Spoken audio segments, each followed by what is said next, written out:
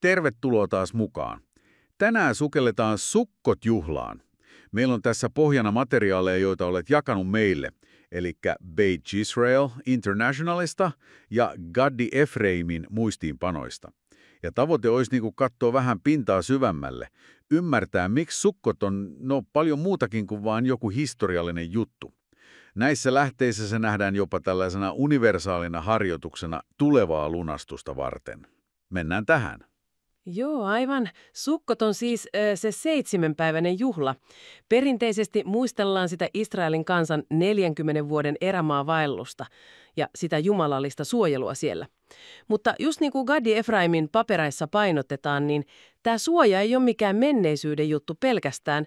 Se on niin kuin hengellinen todellisuus, johon voi oikeasti kurkottaa tässä ja nyt. Se kutsuu meitä astumaan uskon, emuna ja luojalle luottamisen maailmaan. Joo. Ja sitten Beit Israel Internationalin materiaalissa tuodaan esiin tämä sukka, se lehtimaja. Että se ei olekaan vaan joku väliaikainen rakennelma, vaan sitä kuvataan jopa hengelliseksi kohduksi ja vertauskuvaksi niille kunniapilville. Niille pilville, joiden uskotaan tulevaisuudessa Messiaan aikana ympäröivän Israelin ja lopulta koko maailman. Miten tämä ajatus tästä laajenee? Syleily laajenee Messiaan päivinä kattamaan ihan kaikki kansakunnat. Molemmat lähteet, siis Beit Israel ja Gadi Efraim, ne osoittaa, miten Sukkotissa on jo nyt tämän tulevan ykseyden siemen. Eli kun siellä lehtimajassa istutaan, niin ei vaan muistella vanhoja, vaan osallistutaan aktiivisesti sellaiseen profeetalliseen näkyyn koko maailman lunastuksesta. Se on vähän niin kuin valmistautumista siihen, että Tooran valo voi loistaa kaikille niille 70 kansakunnalle. Toi universaali ulottuvuus on kyllä jännä. Liittyykö tähän sitten myös se Sukkotin erityinen perinne niistä pyhistä vieraista, uspisin? Keitä ne oikein on? Kyllä, joo. Uspitsen liittyy tähän tosi syvästi. He on siis 7 ylevää vierasta, jotka perinteisesti kutsutaan sinne sukkaan. Abraham, Itshak, Jaakob, Mose, Aharon, Josef ja David. Ja näiden sun lähteiden mukaan he ei ole vaan mitään historiallisia hahmoja, vaan heille nähdään ihan aktiivinen rooli siinä lunastuksen prosessissa. Sohar-kirjassa, siinä Kabalan pääteoksessa, selitetään, että nämä 7 vanhurskasta tzadikim, ne edustaa 7 alempaa sefirot-energiakeskusta. Ajattele näitä sefirot-keskuksia vaikka Jumalan eri ominaisuuksina tai kanavina, joiden kautta hänen valonsa ja vaikutuksensa virtaa maailmaan, vähän niin kuin valo prisman läpi eri väreiksi. Ja nämä 7 yhdistyy suoraan niihin 70 kansakuntaan. Hetkinen, siis nämä historialliset hahmot on samalla näiden kosmisten energiakanavien ilmentymiä. Miten se yhteys käytännössä toimii siellä sukkassa istuessa?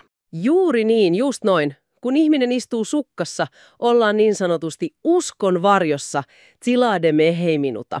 Silloin Shehinan, eli sen Jumalan läsnäolon, sanotaan levittävän siipensä suojaksi, ja nämä 7 vierasta laskeutuu olemaan läsnä, ja heidän iloinen vastaanottamisensa nähdään avaimena ylempien maailmojen porttien avaamiseen.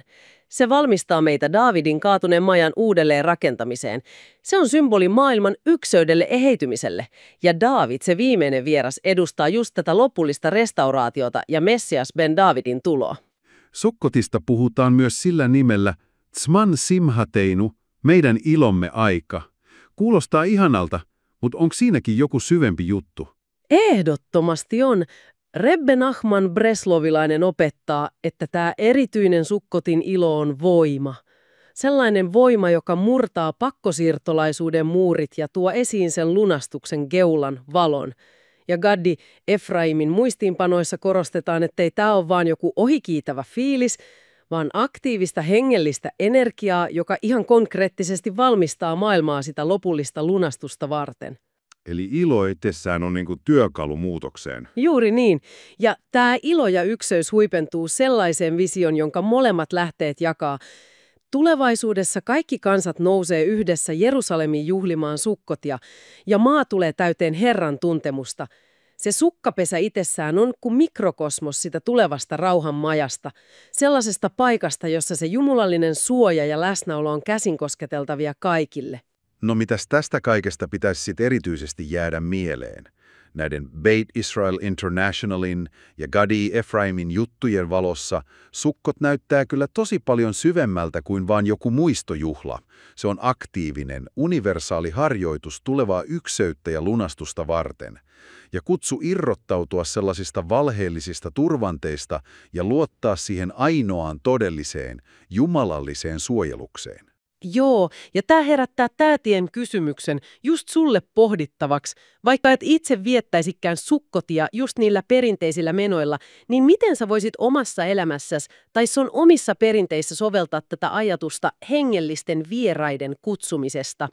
Tai miten sä voisit tietoisesti kehittää niitä ominaisuuksia, joita nämä Ushpitzin edustaa, kuten sitä Abrahamiin liitettyä tsesediä, sitä aktiivista pyydetöntä rakkautta ja vieraanvaraisuutta, tai sitä Davidin liitettyä maltsutia, joka symboloi johtajuutta ja kuninkaallista vastuuta. Voisiko tällainen ajattelu tuoda uutta syvyyttä ja merkitystä